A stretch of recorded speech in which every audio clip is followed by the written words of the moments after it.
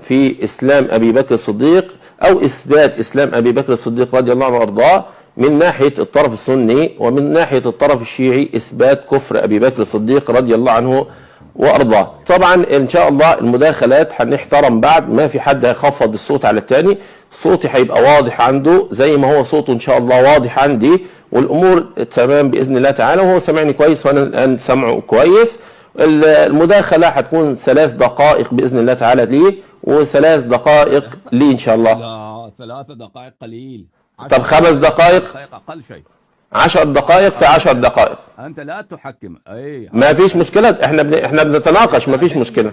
أنت لست بحكم على المناظرة. طيب أنت عايز 10 دقائق، ما فيش مشكلة، 10 دقائق إن شاء الله. اسكت لا يا حول ولي ولا إسماعيل. قوة إلا بالله. ليس لك فقط أن تتكلم، بل أنت اقترح واسألني يا شيخ حسن الله يري، هل أنت توافق؟ طيب حضرتك عايز كام؟ حضرتك عايز كام؟ أي لا تحكم هكذا 3 دقائق. حضرتك عايزة كام؟ حضرتك عايزة كام؟ 5 ب5 إن شاء الله؟ هذا ليس خلافة عمر بن الخطاب. 5 ب5 إن شاء الله. 5 ب5 إن شاء الله. 10 ف10. 10 ف10. 10 ف10 إن شاء الله، ما فيش مشكلة. 10 دقائق يا إخوانا، ب10 دقائق إن شاء الله. طيب الله المستعان. أنا تخفض صوتي في قناتك. لا ما في خفض صوت في قناتك ولا في قناتي إن شاء الله. لن أخفض صوتك في قناتي إلا أن لا إله إلا الله. إذا شتمت طيب. وسببت وخرجت من دائرة الأدب فهذا شيء آخر، وأنا لا أفعل ذلك. لا إن شاء الله ما في، إن شاء الله لن تجد مني إلا خيرا. طالما اسكت يا وليد اسماعيل، دعني أتكلم. طالما أنت في دائرة الأدب والاحترام والمحاورة العلمية أنا لا أخفض صوتك، وأتوقع منك نفس الشيء، أن لا تخفض صوتي عندك لكي المشاهدين إنهم يشاهدوا ويسمعوا كلامي، بل وهم بعد ذلك يحكمون ويقيمون دليل من هو أقوى، دليل وليد إسماعيل أم دليل حسن الله ياري، بل إنهم يحكمون. وأنا لا أسب ولا أشتم ولا ألعن، ولكن أقدم إليكم براهين من كتبكم، فلا تخفض صوتي عندك كما أنا لا أخفض صوتك عندي في قناتي إلا أن تسب وتشتم. أي نعم. طيب أولا ابتداء إن شاء الله الحمد لله رب العالمين والعاقبة المتقين، لأن هي المناظرة الأولى بتاعته، فإن شاء الله نبتدي بإذن الله تعالى. الحمد لله رب العالمين والعاقبة المتقين والعدوان إلا على الظالمين، وصل اللهم على سيدنا محمد وعلى آله وأصحابه أجمعين. أولا ابتداء أنا أثبت إسلام أبي بكر الصديق بمسألة. لماذا أنت أولا؟ لأن المناظرة أنت اخترت العنوان، حضرتك أنت اللي اخترت العنوان.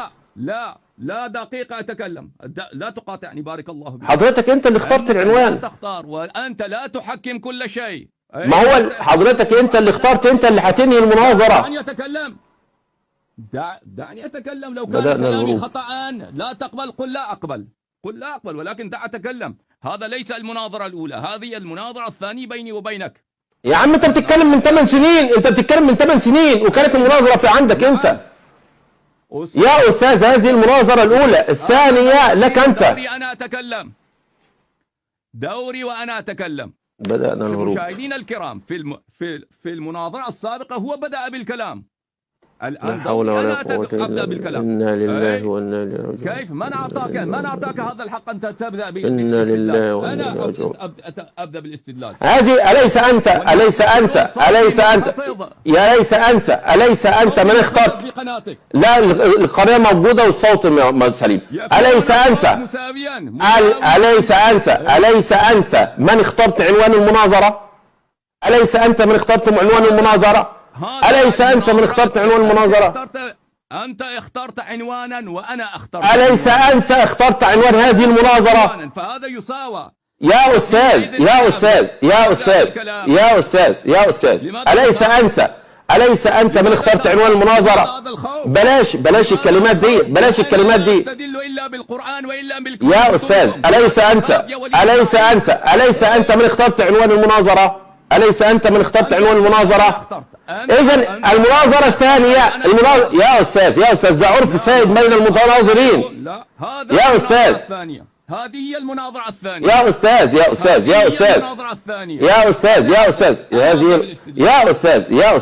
أستاذ لو سمحت اهدى بس، ما تخاف، اهدى.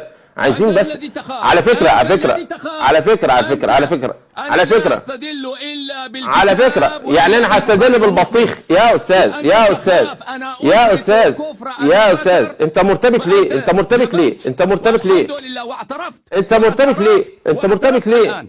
من انت مرتبك خوفك ليه؟ اعترفت بكفر أبي بكر. الحمد انت لله. مرتبك من ليه؟ انت خوفك. مرتبك ليه؟ انت مرتبك ليه؟ إيه. انت مرتبك ليه؟ اهدى بس اهدى لماذا اهدى لا اهدى اهدى لا اهدى تأذن اهدى لي أن حبيبي أبدأ اهدى بالمناظرة؟ حبيبي اهدى أنا اهدى أبدأ. اهدى اهدى اهدى اهدى اهدى اهدى حبيبي اهدى حبيبي حضرتك اللي اخترت العنوان، يعني انا المفروض ان انا اثبت ايمان ابي بكر الصديق. لحضرتك المناظره الثانيه المفروض انت اللي بتبدا، لان انا اللي اخترت العنوان، الا وهو في مساله العصمه في كتاب الله عز وجل. ده عرف سائد حضرتك، ده عرف سائد. اما ان انت بتكلمني حضرتك من 8 سنين. لو سمحت حضرتك بص، انا هقول لحضرتك حاجه. انا لن اخذ 10 دقائق، اديني دقيقه واحده واتكلم انت بعدها، ماشي؟ دقيقه واحده، يعني المداخله بتاعتي دقيقه واحده. الآن دوري. الآن دوري. دقيقه لو سمحت دقيقه واحده انا دقيقه واحده أتكلم. اتفضل حتى الدقيقه مش راضي. أجيب على ما طرحته. اتفضل. أي أشكرك بارك الله بك. أولا إن الناس يكتبون إلي بالتكست وهم يقولون صوتي منخفض في قناتك، وأنا أتوقع منك هذا الأسلوب، أنكم تخافون، وإنكم بل في الخوف مما أنا سوف أقدم إليكم. أنا لا إن شاء الله تبارك وتعالى لا أستدل إلا بالقرآن، ولا أستدل إلا بالسنة التي أنتم رويتم في كتبكم مع تصحيح الروايات والأحاديث، ومن ذلك إن شاء الله تبارك وتعالى أثبت مقصودي.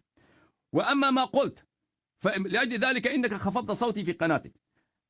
أما ما قلت إنك تبدأ أولا لأنني اخترت الموضوع، وهذا المناظرة الأولى بيننا، وهذا كذب منك كما هو دعبك، وأنت لا تستحي من الله. هذا المناظرة الثانية، وهذه بل استمرار لتلك المناظرة، لأنك هربت من تلك المناظرة، وإنك اخترت موضوعا وأنا اخترت موضوعا، فهذا من تلك الناحية بيننا مساواة، ولا فضيلة لأحد على الآخر. من ذلك الناحية بيننا مساواة. أما المناظرة الأولى أنت بدأت بالكلام، انظر إلى التسجيل يا أستاذ. أنت بتتكلم في 8 سنين، حضرتك بتتكلم في 8 سنين. اسكت لا تقاطعني، اسكت. وهذه المناظرة الثانية. حسن ياري سمعني إن شاء الله. الله. بالكلام. حسن ياري أبدأ بالكلام. فالحمد حسن لله ياري. رب العالمين. حسن ياري. دقيقة واحدة. أنا آخذ في المقدمة بتاعتي دقيقة واحدة، خد 10 دقائق. دقيقة واحدة بس، دقيقة واحدة، يعني أنا أبدأ بدقيقة واحدة وبعدين أنت خد 10 دقائق. من حقي أن أبدأ. لا مش من حقك، ليس من حقك، أنت من طلبت. أنت من طلبت دقيقة واحدة.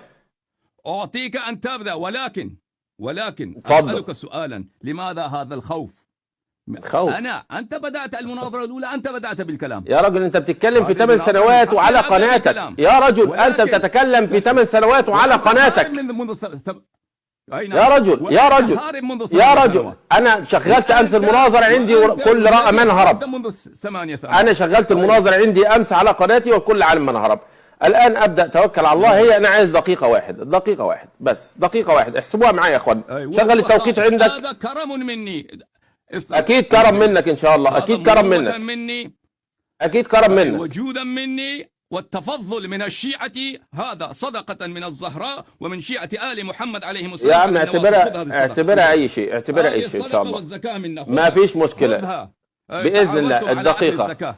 الحمد لله رب العالمين، تعودتم على أكل الناس. الحمد لله والعاقبة للمتقين ولا عدوان إلا على الظالمين. أبدأ المناظرة مباشرة بسؤال صاروخي، وأتحداه أن يجيب في إسلام أبي بكر الصديق رضي الله عنه وارضاه.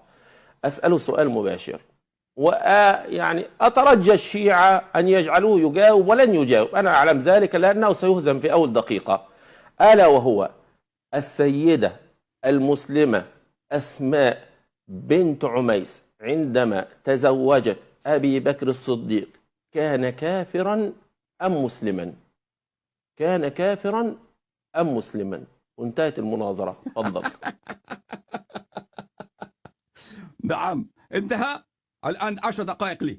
اتفضل جاوب. اتفضل جاوب. لا ولا تقاطعني كما اتفضل جاوب. اتفضل جاوب. اتفضل جاوب.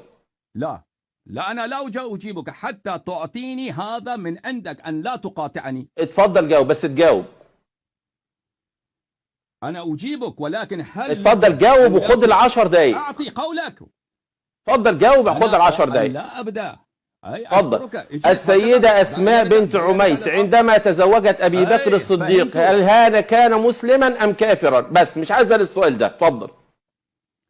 إذا أنا انتهت بدأت المناظرة. بالجواب فليس لك حق المقاطعة. اتفضل جاوب. هذا الكلام اتفضل جاوب. ما فيش مشكلة بس اتفضل جاوب. تتعهد. أعطيتك 9 دقايق. اتفضل جاوب. الله بك. اتفضل جاوب. أشكرك بارك الله بك. أحسنتم وبوركت. مشاهدينا الكرام، ما هو سألنا فجوابه جدا سهل. فالرجل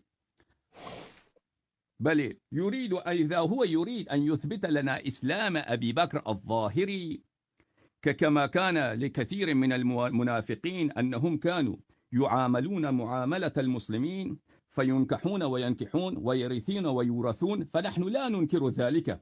وهذا الله أكبر. الله أكبر. الله أكبر. الله أكبر. الله أكبر. الله أكبر. انتهت المناظرة. امشي يلا. امشي يلا. امشي يلا. انت بتتكلم في إسلام يلا. انت بتتكلم في إسلام.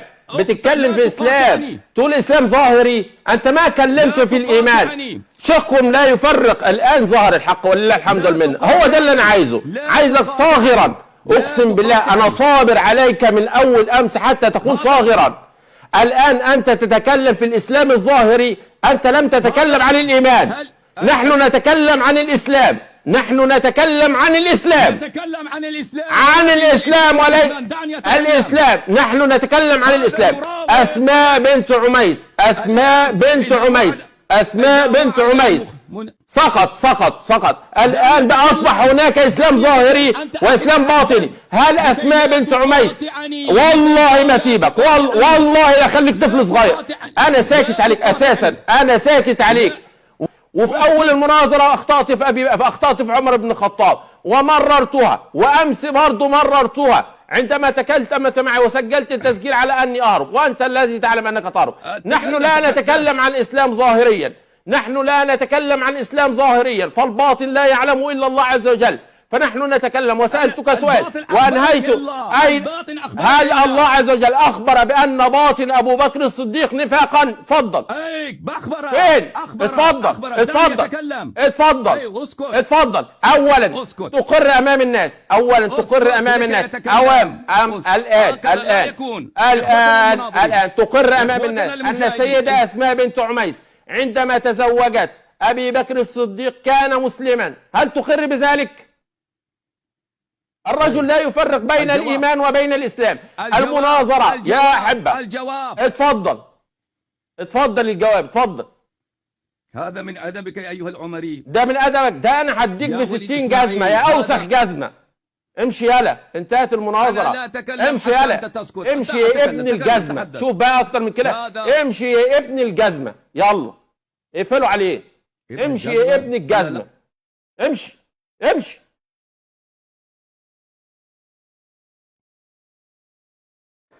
لا والله ما اصبر. خلاص نرفزني. خلاص انسوا.